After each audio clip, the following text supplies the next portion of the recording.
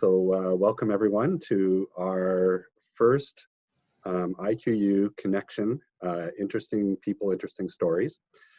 This is a series that we are starting within iQU University.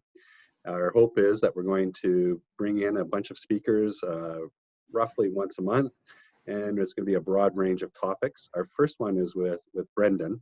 Brenden is with iQU Metrics, and today our topic is black shirts and dark nights. A very catchy label. We're going to tie it into his interest in heavy metal and astronomy are going to be our areas that we're going to explore today. So welcome everyone. I'm pretty excited about this. I've had a number of conversations with Brenden over the years with iQU Metrics, and I've always found it a fascinating discussion because Brenden asks a lot of great questions, and he's the one that's been usually peppering me with questions, and so now it's my turn to start him with questions. So a little bit about Brenden first though. Brenden has been an amateur astronomer since he was a kid. He graduated from York University in 2007 with a Bachelor of Science in Computer Science. He's also worked at the university's Astronomical observatory, giving tours, doing research, and writing software. Since then, he's become a member of the Royal Astronomical Society of Canada and has served as president of the Winnipeg chapter from 2016 to 2018. So very excited about this. We're going to just lob up some easy questions before we get into the heavy metals subgenre questions. Yeah. But first off, how did you get interested in astronomy? Where did that come from? Yeah. So that's one of those ones where it's parents, right? They're great. And so my dad has always had an interest in it. He's never been like super into it, but his actual interest. So he grew up in Saskatchewan, and his interest in astronomy actually started with, the Apollo missions. The ones that landed on the moon were a big thing for him, and then he actually spent a lot of time out on the farm. Harvest season, very very late nights and beautiful clear skies. Right, and that just got him into it. So he'd always had this passing interest in it, and so when I was 12, there was this comet. Now it wasn't Hale-Bopp, that's the one that most people remember, but it was Comet Hyakutake. And I distinctly remember this one because it was quite cold out, but we drove out to darker. I grew up in Kenora, Ontario, so we had clear access to good dark skies, right? And I just remember it looking, and we'd gone out to like look at the stars and stuff like that, so I'd been exposed to this. But this comet had this beautiful streak to it, and it was almost like, like something had just been carved into the sky, right? And then I kind of, my dad was explaining to me what this thing was, and I didn't really grasp it all that well at the time, right? So this is a comet that comes around once every, I forget how much, like we'll just say like a million plus years or something like that, right? And it's on this crazy elliptical orbit where it comes swooping around, gets really close to the sun, and then what the sun's doing is it's melting it, so that lights it up in the night sky, right? Now it's moving fast, but it's moving over tremendous distance, so you don't actually see it moving in the night sky, so it just kind of hangs there, right? So it's moving, but it's at this distance that you can't really perceive, right? And I remember that was the thing that I like. That's the first big memory that I have of really getting into this, right? So at 12 years old, you see this comet swinging by. Your dad is explaining this to you. Yeah. But what did it look like from 12-year-old Brenden's perspective of, oh man, that's the most amazing thing I've ever seen? Or I don't think it hit me that hard necessarily. It's one of those little incremental things that happens, right? Like I remember, beyond that, like a year or two later, friends of ours had a telescope, and they brought us out to look at the planet Saturn through a telescope, which is just, if you want to get anybody interested in astronomy, like do that. Also, if you've never seen Saturn in a telescope, do it. It's gorgeous. It's absolutely gorgeous. And one of the big reasons is because of the rings, right? So when you're looking through a telescope, things have these kind of like, like there's this 1D kind of like, or 2D, kind of thing, right? Where you don't really get that impression of scale or sometimes it doesn't quite feel real, until you learn to pick up the little aspects of it, kind of thing. Mm-hmm. But when you see Saturn through a telescope, it has this 3D quality to it where you can really see the rings and they kind of pop out at you a little bit, right? And it almost looks like, I remember when I was looking at it, I was convinced that, like somebody had stuck like a little sticker on the end or something like that, right? Just to just to fool me or whatever, right? Just And messing with you.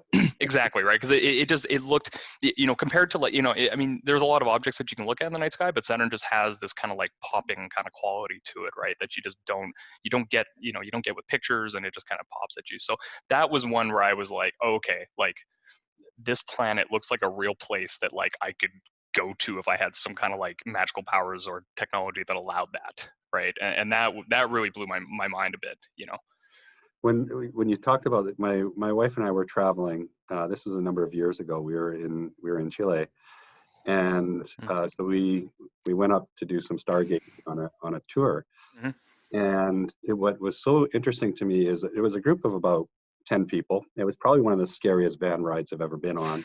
I'm certain we were going to die. And then on the way down, it got even scarier. But when we were up there, we got to see Saturn. Mm-hmm. And I was blown away by it. And I would say that more than about 7 out of the 10 people were just absolutely, this is incredible. Yep. And then 3 of the people were just like, oh yeah, whatever. Yeah, right. Any It's different. 70% is pretty good, right? Like Yeah. So what is it? What is it about astronomy that for you drives it? It's just something you're passionate about. Like, where does that come from? Why does it matter to you? So I think I think the biggest thing that I think that like that passion has grown over the years for sure, right? And I think a lot of it is it's been one of the, things change in life, your interests change and that sort of thing, and it has certainly been a constant for me though, and it's been one of those things that I've been able to look to for perspective and humility for sure, right? Mm-hmm. And I feel like there's the sense of smallness that I feel, is something that's hard to. I've not had that emotion elsewhere, right? Like I can think about nights when I've been just by myself out in a field, right? With my telescope, and not even looking through the telescope. I will just be looking at the sky, right? And I'll have this thought about seeing. So I'm looking at this star, right? Doesn't matter what star it is, right? Say it's thousands of light years away, right? Relatively close in terms of, in astronomical terms, right? So we could pick a further star and say like, a million or 2 light years away or something like that, right? And those, that light is hitting my eyeball, right? And one of the I don't know, one of the things about it that just, and it's a really hard emotion to describe, but it is that smallness feeling, right? Where that, but also fortunate, right? So like that light from that star, right, was, so it's emitted as photons, right? And we don't need to get into the depths of like what photons are and how they work, but one of the crazy things is that photon was emitted by that star and traveled its entire way that whole time just to be annihilated by my eyeball. Right? And like there's something about that, right? And there's something I feel like that happens to your brain when you start thinking about that stuff too much, right? But and not only that, what's kind of funny too, and there's a fun side of physics that that I like about this too, which is that like that photon technically never experienced any time either. So it was like instantly created, instantly destroyed because it's moving at the speed of light. So special relativity and all that. So anybody that listens to this, if they know what that's about, yeah, so that is but so there's a sense of smallness, right? And you have this, but you also have the sense of like that, like I got to experience that, right? Like it's not some overwhelming experience, right? Like it's a thoughtful, philosophical experience to some degree, but it's one of those experiences that I got to experience, right? That was me, right? And I really appreciate that, and I love that, you know I have this monkey brain that is capable of understanding that, right? Like I feel like that is just so, it's just so crazy that I'm alive to be in that instant to experience that whole thing, right? And that's the emotion that I get from it, and that's what I want to share, right? And I think that's actually where a lot of the passion comes from, right? Is finding ways to connect with people on that level, and to help them understand the kind of experience that you can't have. What struck me when you were talking about the sense of small, what was interesting for me about that is that as you relatively see yourself something as smaller, Right. that it actually gave you a sense of connection to something so much bigger. Yeah, that's a good way to And put it. and so when you think about that, and we're in the context of why you're passionate about astronomy, how do you take that sort of connection to something so vast and get your head around it? Like, I'm actually connected to Yeah. the. I mean, to some degree, it's a humbling thing. I mean, I think actually this would probably be a good point. So this is just an animated image, right? And so just talking about the sense of scale and stuff like that, right? Now, most of the stars that you're looking at here are in our own galaxy, right?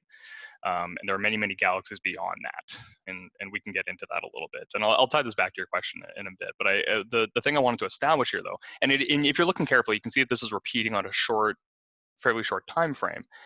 But one of the sensations that I also enjoy when I'm out under the night sky is this sense of kind of being on planet Earth, right?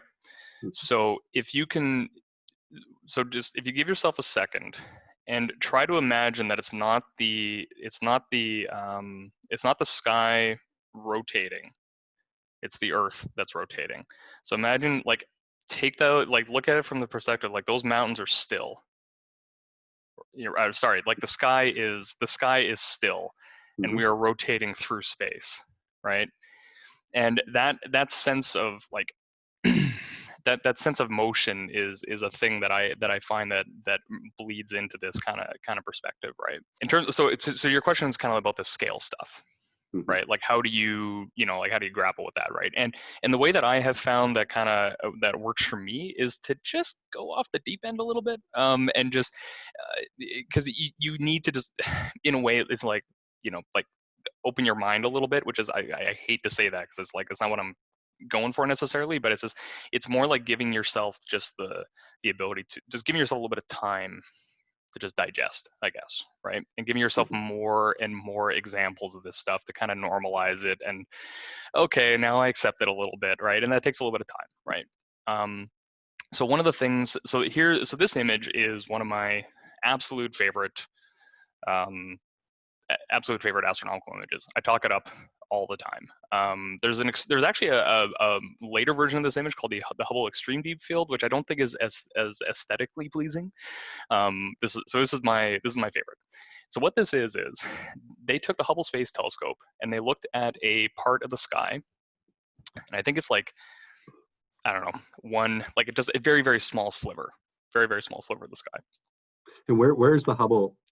So the Hubble Space, So the Hubble Space Telescope is currently it is in space, and it's not too far from Earth. It's in like elevated low Earth orbit, essentially, and so it just sits there. And the beauty of these space telescopes is that they can just sit there and watch the sky perpetually, right? So that's a thing that you don't get on Earth because of day-night cycles and all that good stuff, right? So, yeah. So the deal with this image, though, is that what they did was they looked at this portion of the night sky for I forget how long exactly, but basically for a decent amount of time. Like we're talking on the order of like days, right? And what you're doing there is you're collecting very, very, very dim light. Okay. So now you see these little, there's like you see those where there's like a little, there's a star with a crosshair on it. There's a couple of them. They're kind of hard to pick. Is it near the? Yeah, exactly, Right Tracy. there. Yeah, Yes, right there. right there. There's a one down to the further left on that one. Is that the starship? Yeah, they're coming for us. Those are the couple of foreground stars in the field. What that means is those stars are in our own galaxy. Okay. Okay. Every other like point of light, smudge, everything you see here is another galaxy beyond our own. That's crazy. Okay. Like, That's just, and you said this is a tiny sliver, yep. and these, apart from those two lights with the crosshairs, Yep. And a these couple are all more. the galaxies. Yeah, all galaxies, right? Not only that, this light, because you're going further back into, because you're looking so far back, you're actually getting this. This light is very old, right? So we estimate the universe to be like 14 billion years old, give or take, right?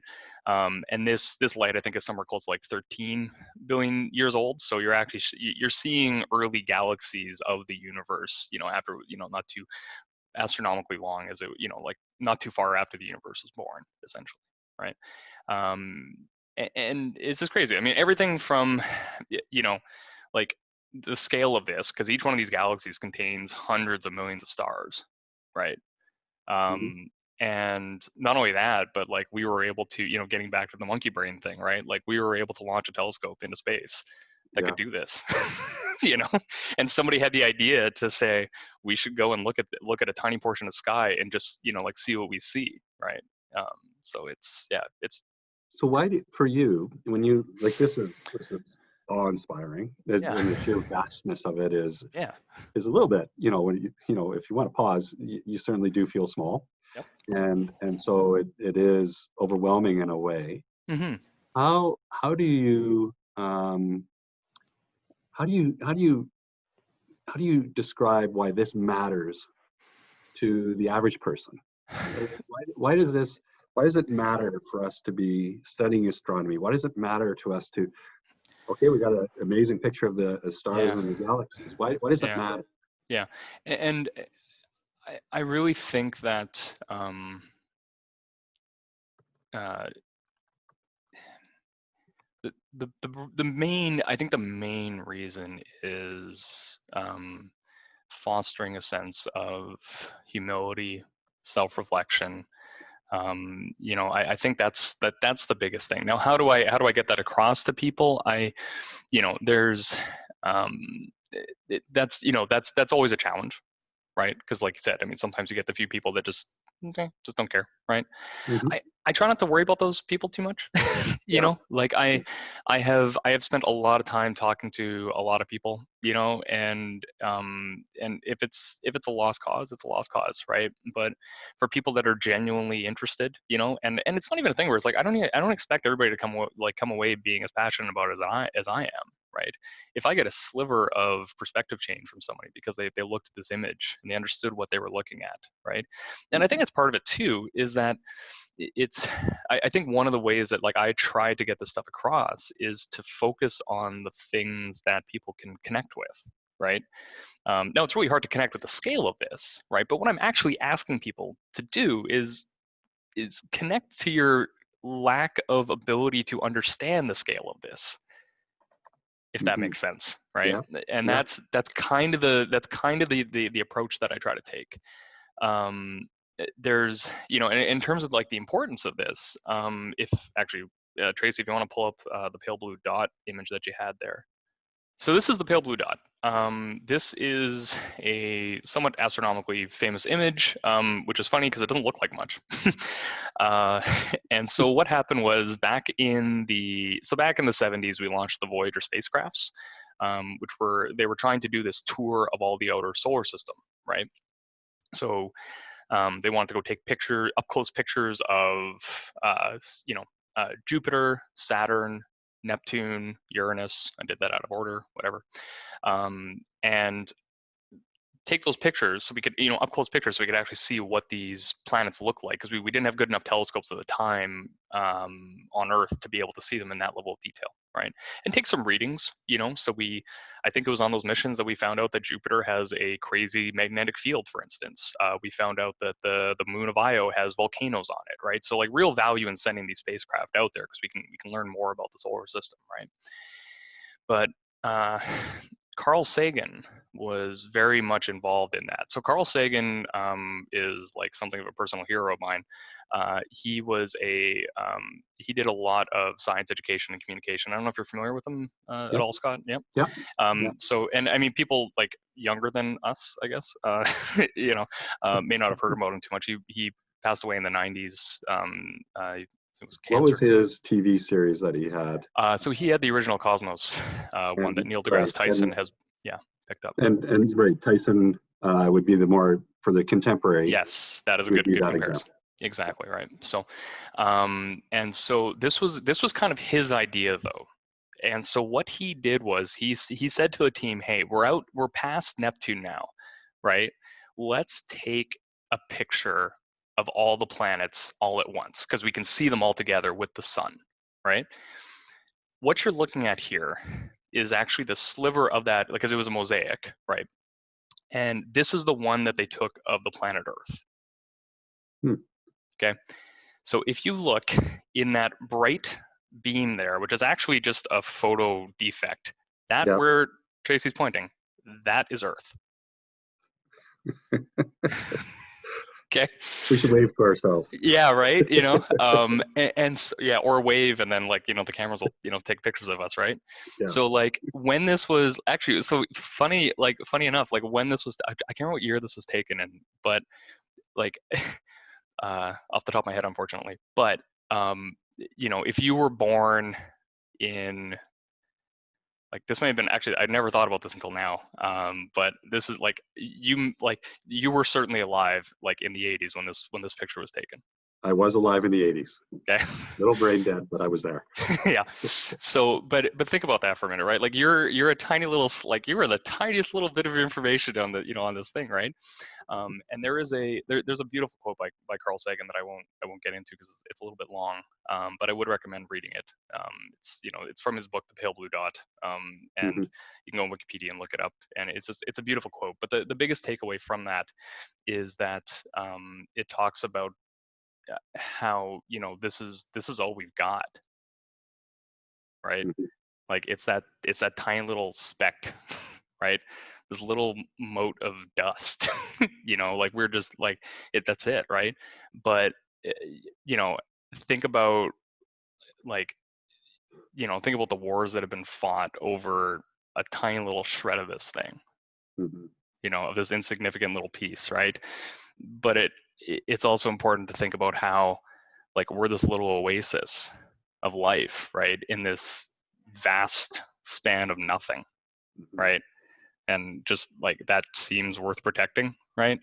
And it's also kind of funny because we're actually recording this while there's a bunch of on the climate strike day, right? I was going to mention that in terms of the understanding of our context and the importance of our planet can be really, you know, brought to light with this little dot. And as you're highlighting, this is what we've got right now. Yeah. And so the significance of that is, you know, the small can be incredibly significant. Yeah, absolutely. I was wondering if we could segue into a little bit. I was going to get into kind of who your heroes are in astronomy, but I want to just, if we could just put Carl Sagan onto the shelf for just a moment. Yeah, sure. Recently, India was making an attempt to land on the moon. Space exploration is coming to the forefront. We've got an international space station. What do you think, what's your opinion on space exploration and what we should be doing, not just as, say, a specific nation of Canada, US, but in a broader sense of spaceflight exploration?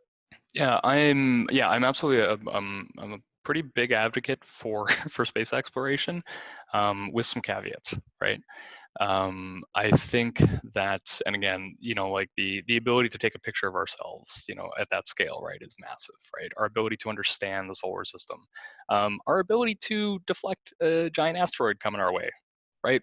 Like Bill Nye's, you know, classic quote, I think it was Bill Nye anyway, he might be getting the attribution wrong, but he says it a lot, is that, you know, the dinosaurs didn't have a space program. We probably should, right? You know, and we do, right? Like we do, right? So we should be able to deflect an asteroid coming our way, right?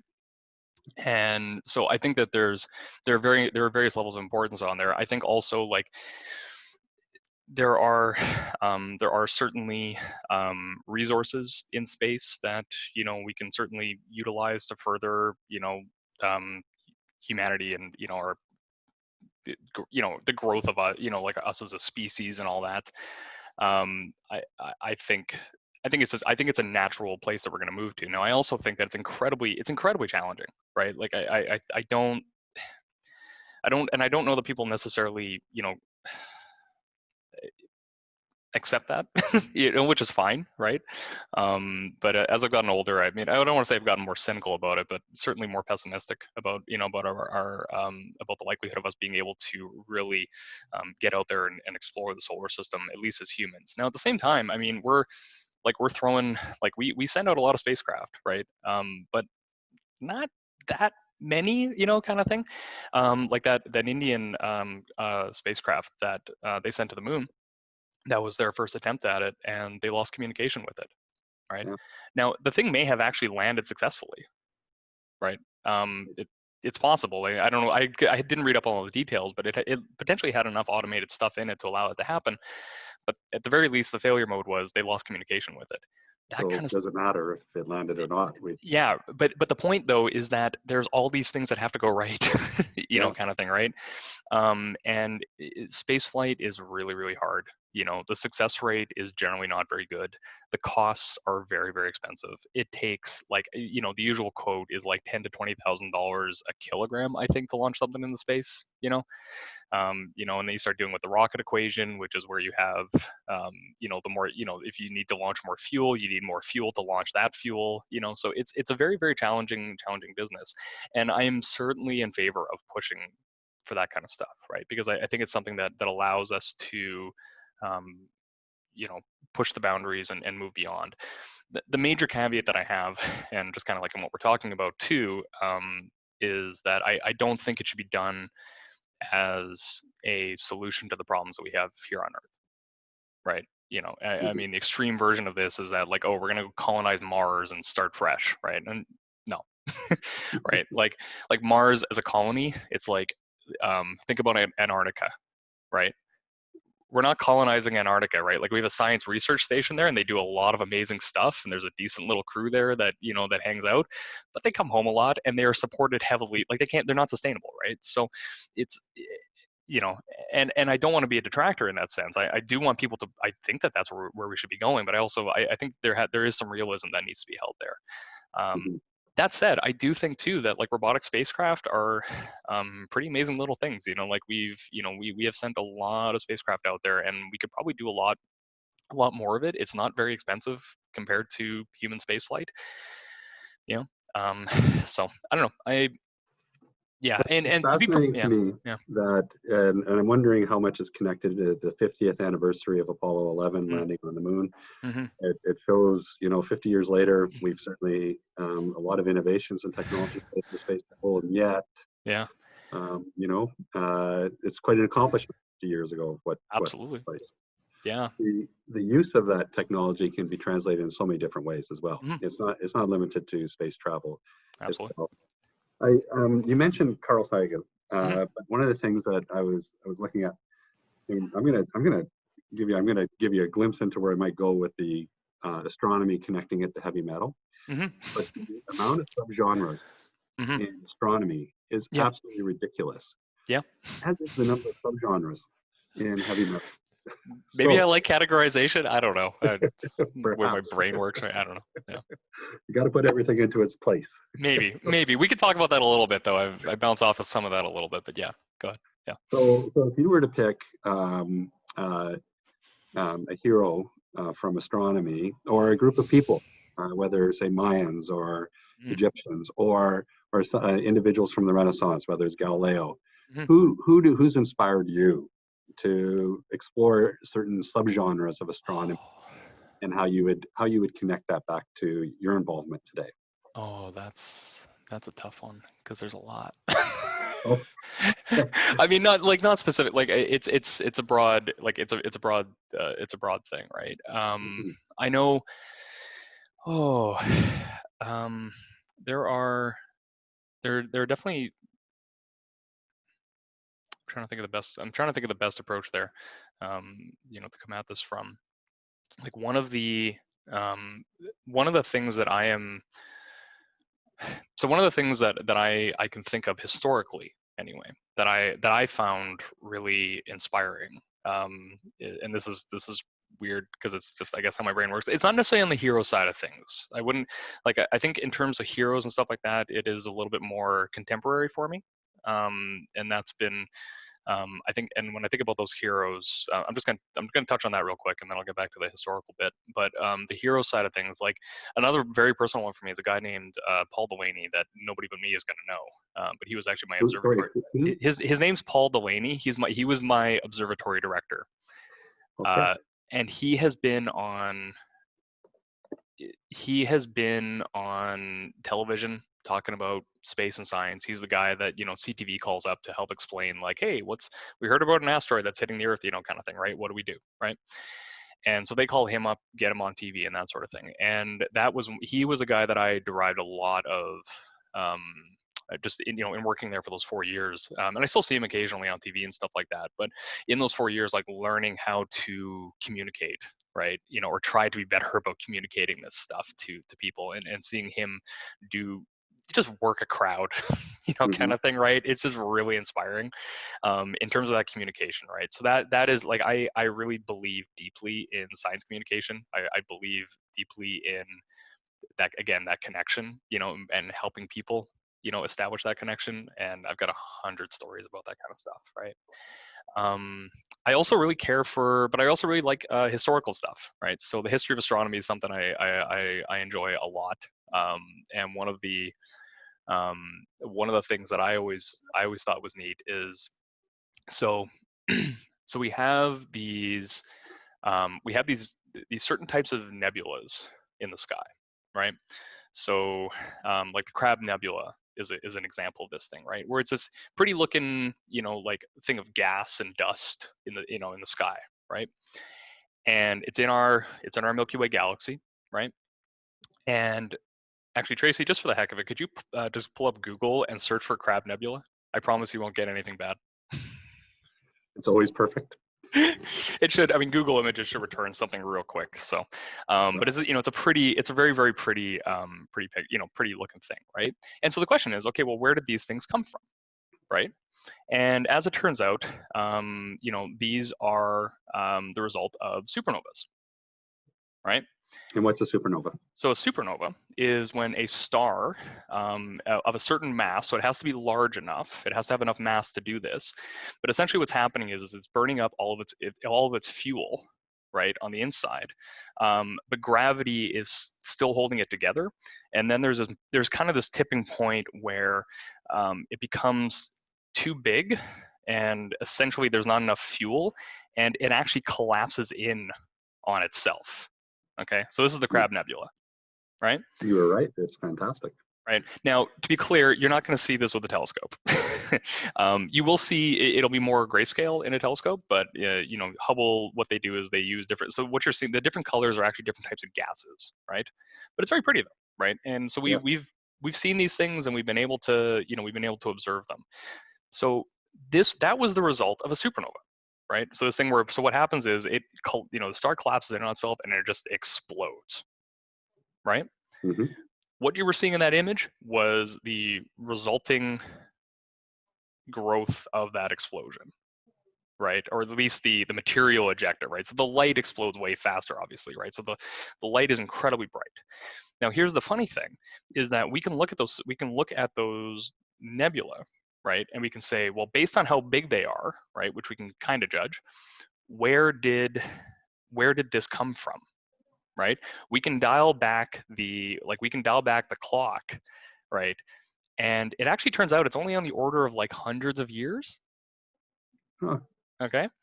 So when you look back at these nebula, you can actually find that when you go back and you look, and so there are actually these Chinese historical records that have there's been a couple of these that they found where they were keeping records of these supernova because they could see the bright light that lit up, right? And they're like, oh, a new star appeared and then disappeared.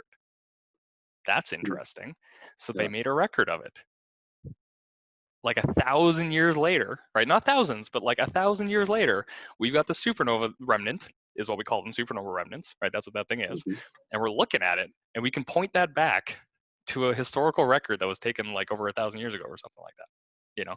And so that kind of like that, that's the, like, that's another little connection thing, right? But um, that's one of those ones where I feel like, when you start talking about the, like the value of science and the value of, recording these things and whatever, kind of thing, right? Like in the context of the time, I don't know that anyone really knew or cared about what this thing was. Like I'm sure from like in the immediate, like, oh, does this mean that, the gods are coming to kill us or who knows what, kind of thing, right? Um, but somebody had the presence of mind. I don't know who, but somebody, a hero of mine, had the presence of mind to record that and be very, very detailed about it, right? Mhm. So that 1,000 years later, we could go and look back at that, right, and know more about how this stuff works.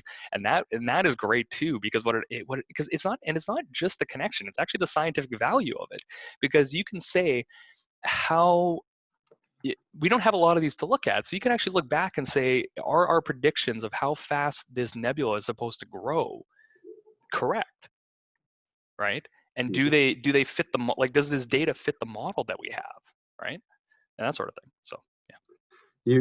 One of the things you're touching on is highlighting how the study of astronomy through the centuries has translated into very very practical elements of physics, quantum Mm-hmm. mechanics, Yep. the studies that we have today, and actually how they connect back to technological advancements that fit into, in many ways, everyday life.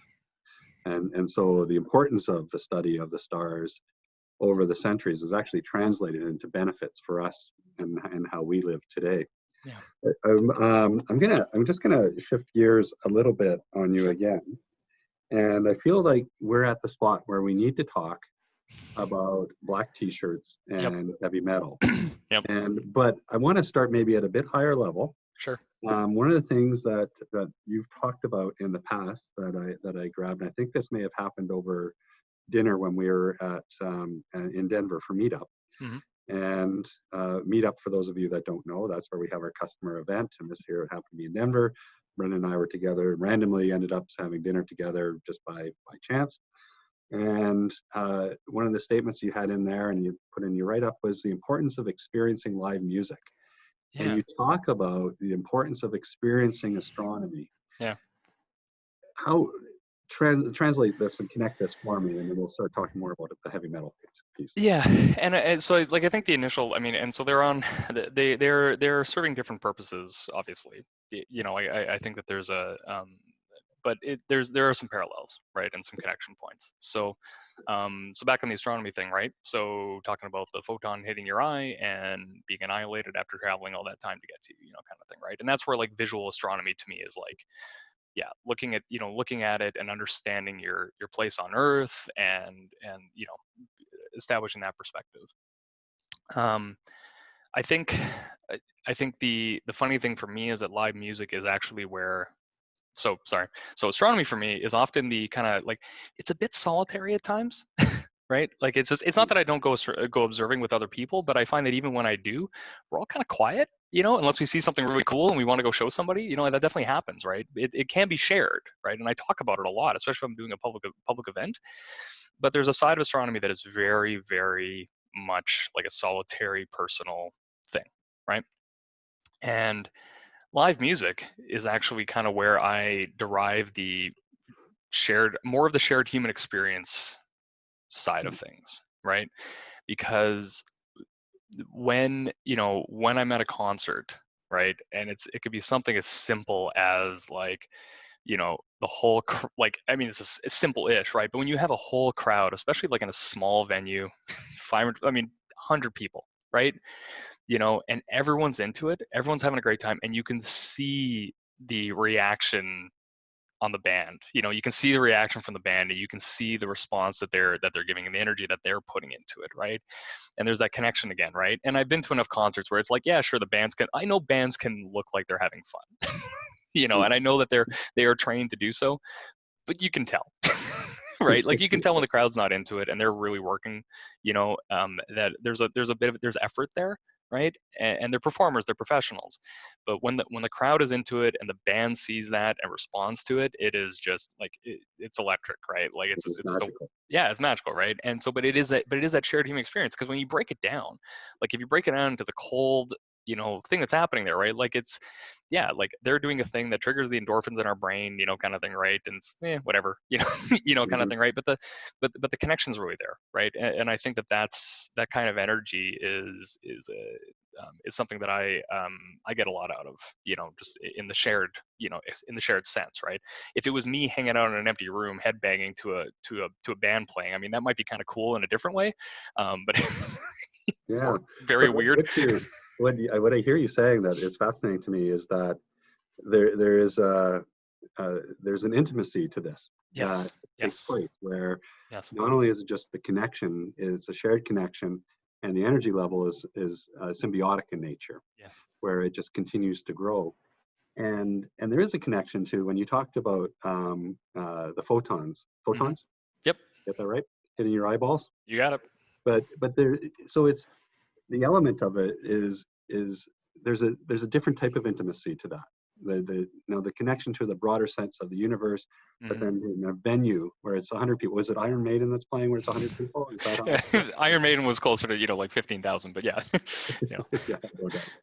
What is the most incredible concert experience you've had and why? Oh, Narrow it down. narrow it down. Everybody's got a favorite. Oh, real. Oh, geez, that's a man. That's tough. So I've had a lot of good ones. There have, I think, probably the best one. So there's this band called Amon Amarth. They are, if we're gonna get genre specific, so some people will call them Viking metal.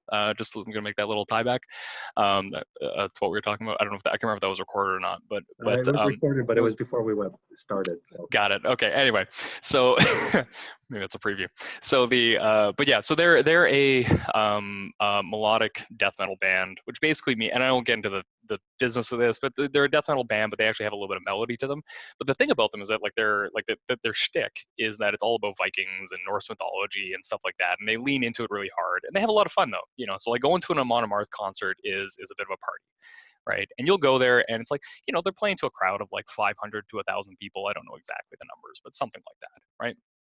And it's something that, I mean, this happened, oh man, like maybe about like 8 or 9 years ago. But again, like like connections and intimacy and all that kind of stuff, right? Where there was this complete stranger, and it was this song that like I knew all the words to, and this guy next to me knew all the words to, and he recognized that I knew all the words to, right? And just grabbed me, right? And we just started like just hammering out the lyrics to this thing, right? And we're just right into it. And the lead vocalist, because I mean we're just in this little venue, right? And so the lead vocalist of Amon Amarth like sees the two of us and like throws out the horn, like like horns, horns up, kind of thing, right? And then just like and spent like a good like 10-15 seconds just engaged with us in this kind of thing, right? And it was really special. It was this cute little moment that like was just yeah, at a death metal concert. a cute little moment at a Viking metal Yeah, concert. yeah, That's a great story. I yeah, love that. That's yeah, phenomenal. yeah. Why? So I was very shocked. You're wearing a black T-shirt today. I know it's I very didn't see very that coming at all. yeah. Why the black T-shirt? So I mean if we're gonna talk about so we're gonna talk about heavy metal, you have to talk a little bit about the imagery that tends to go along with heavy metal, which is dark and evil and all that kind of stuff, right? And so one of the things that is kind of common in heavy metal is to just in the fandom of it is to buy band shirts, and sometimes there's an elitist kind of bent to this a little bit, where it's just sort of like you oh, like look how rare this shirt is, that sort of stuff, right? But there's a practical economical side to this, which is actually how I started buying more band shirts. So I started, so I got a professional job, you know in the industry. And despite my student debt, I felt like I had disposable income. And when I started going to concerts, I noticed because I had money to go to concerts more often. I was like, yeah, everyone's wearing these black band shirts, kind of thing, right? So you want to feel part of the crowd, but also like, dude, they're like, $30 a pop, kind of thing, right? 20, $30 a pop. It's like, oh, I just spent $30 on the ticket. I don't know, kind of thing, right? And more on beer. And so, it becomes a bit of an expensive night. But one of the things, so I actually got talking to, so there was this smaller band. They were playing at a shitty little dive bar in Winnipeg here, right? For about like 50 people, kind of thing, right? And so I saw the lead vocalist hanging out, just checking his phone, and I was like, "Hey man, you want a beer?" And he's like, "Yeah." So we went and we had a beer together, and so we're chatting, you know. And as we're chatting, somebody came up and they said, "Hey, I was wondering." They were from, I think, one of the music shops, and they're like, "Hey, could I buy a bunch of your vinyl in bulk, right? And maybe get them at a discounted price, right?" And he was like, Man, I'm sorry, I can't do that because I'll be honest with you, I get $3 from every vinyl record we sell. $3, Three right? bucks. Right, and that's them selling it, right? Okay. And he's like, and they'll do things like sign it and whatever, kind of thing, right? So it's a little bit more special. And I was like, oh, so I'm sitting there in this conversation, not really saying anything, and then so this guy leaves, and I was like, well, so like, how do you guys make money? And he's like, t-shirts. T-shirts. Right? They're cheap to produce. They can sell them for $30, and they're actually a special thing in the metal world, right? Like the one that I'm like, this slave shirt that I'm wearing was from a concert that I went to with Ben Hanka and another buddy of mine down in Minneapolis. And it's got the tour dates on the back, right? So I can show off to people and like be like, hey, like I saw these guys, at that on that tour, right? So there's a little bit of that going on there, but it's practically it's the way that I support the bands, right? And so because of that, I've got like 50 band shirts, like sitting around. And iQU is cool enough to let me wear band shirts every day. I won't wear all of them to work. There's a few that are a little on the edge of decency, but you know, but That's but I can wear this stuff to work every day. So it's kind of just become my uniform. So actually people get really freaked out when I'm not wearing a band shirt, which is funny. I have friends who are really big into metal, Mhm. and I have I've been just blown away by not only the level of effort they make to go to concerts, Mhm. but their range of T-shirts. And one of my buddies actually has a walk-in closet Mm. that is filled where one wall is Iron Maiden. Nice. He's Nice. just like, and then yeah, I saw Maiden here, and I saw Yeah. Maiden there, and then Yeah.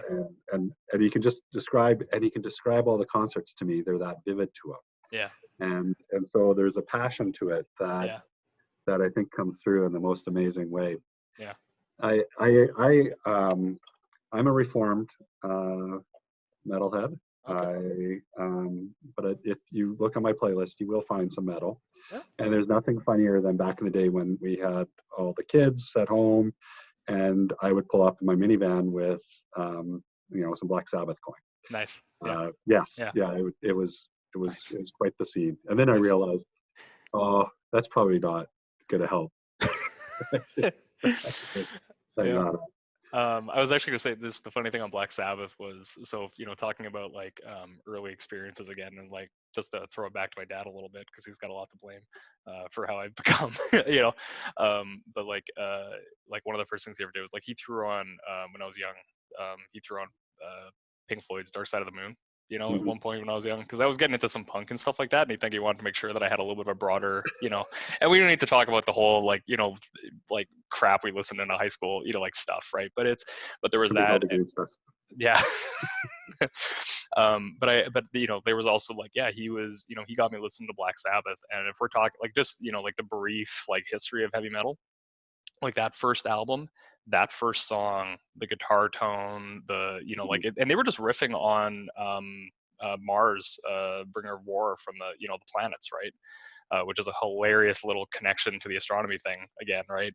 But that was actually all they were doing. They were just kind of like, they were listening to that and they thought, no, this would sound like those few notes would sound really cool if we like distorted the hell out of this, and like drew it really out, kind of thing. So yeah, and then I, yeah. it's Brenden, you're a fascinating guy. Brenden, thank you so much. and really appreciate this. Thank you for our audience for joining in, and you guys have a great day. Thanks so much.